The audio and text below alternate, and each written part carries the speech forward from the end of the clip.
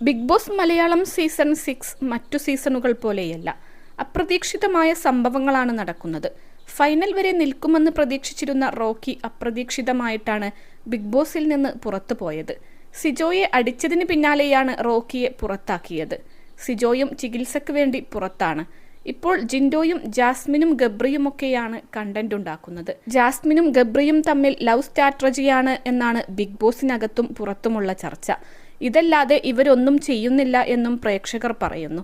ഗബ്രിയുടെ പ്രശ്നം വന്നാൽ ജാസ്മിൻ കയറി ഇടപെടും, ജാസ്മിൻ്റെ പ്രശ്നം വന്നാൽ ഗബ്രി കയറി ഇടപെടും. അങ്ങനെ മറ്റ് മത്സരാർത്ഥികൾക്കിടയിൽ തന്നെ പരാതി ഉയർന്നിരുന്നു. എന്നാൽ ഗബ്രിയോട് പ്രണയമല്ലെന്ന് ജാസ്മിൻ നേരത്തെ പറഞ്ഞിരുന്നു. ഇപ്പോൾ ലൈവിൽ ജാസ്മിനും ഗബ്രിയും സംസാരിക്കുന്നതിനിടെ ഗബ്രിയോട് ജാസ്മിൻ ഞാൻ എന്താ നിന്റെ ഭാര്യയാണോ എന്ന് ചോദിക്കുകയാണ്. ജിൻഡോയെക്കുറിച്ച് സംസാരിച്ചു കൊണ്ടിരിക്കുകയായിരുന്നു രണ്ടുപേരും.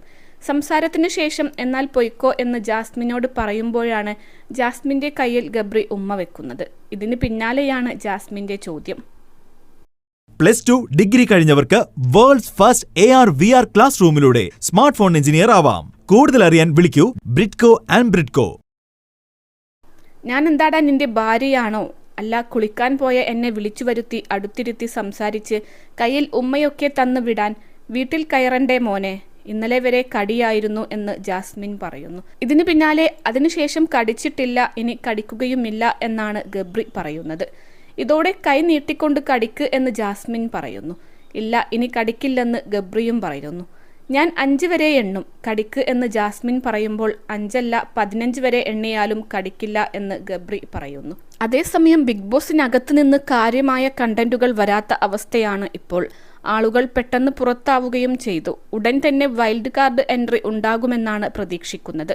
ഈ ആഴ്ച തന്നെ വൈൽഡ് കാർഡുകളെ ഇറക്കുമെന്നാണ് പുറത്തുവരുന്ന വാർത്തകൾ. 21 ലക്ഷത്തോളം സന്തുഷ്ടരായ ഉപഭോക്താക്കളും 2 ലക്ഷത്തോളം തിമിര ശസ്ത്രക്രിയകളും പൂർത്തിയാക്കിയ മലബാറിലെ ഏക കണ്ണാശുപത്രി അൽ സലാമ ഐ ഹോസ്പിറ്റൽ.